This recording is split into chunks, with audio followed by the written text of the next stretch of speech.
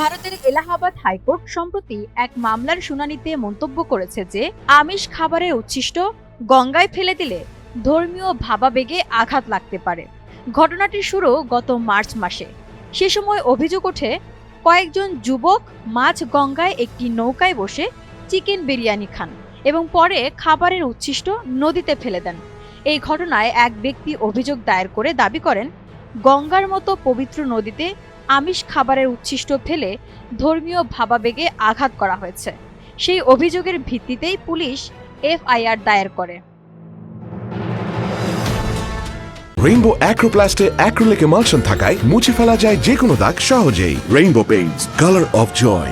আইনি সংবাদ মাধ্যম বার অ্যান্ড বেঞ্চ এর প্রতিবেদন অনুযায়ী মামলাটির শুনানি হয় রাজীব হুলচান শুক্লার বেঞ্চে।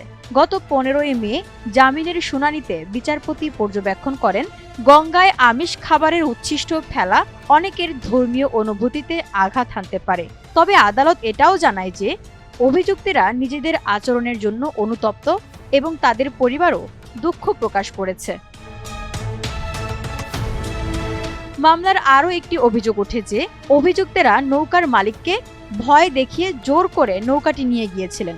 যদিও এই অভিযোগ নিয়েও প্রশ্ন তোলে আদালত। বিচারপতির পর্যবেক্ষণ, নৌকার মালিক যদি সত্যি ভয় দেখানোর শিকার হয়ে থাকেন তাহলে তিনি শুরুতেই কেন অভিযোগ জানাননি তা স্পষ্ট নয়।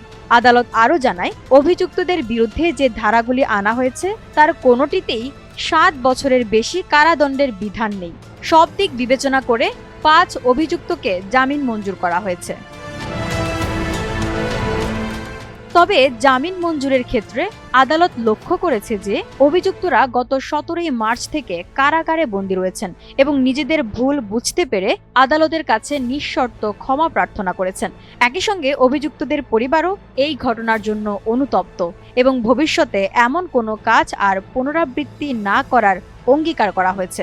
আদালত সার্বিক পরিস্থিতি বিবেচনা করে জানায়, যেহেতু অভিযুক্তদের পূর্বের কোনো অপরাধমূলক রেকর্ড নেই, তারা ইতোমধ্যে বেশ কিছুদিন কারাভোগ করেছেন এবং নিজেদের আচরণের জন্য আন্তরিকভাবে ক্ষমা প্রার্থনা করেছেন, তাই প্রাথমিকভাবে তাদের জামিন মঞ্জুর করার মতো যৌক্তিক ভিত্তি তৈরি হয়েছে।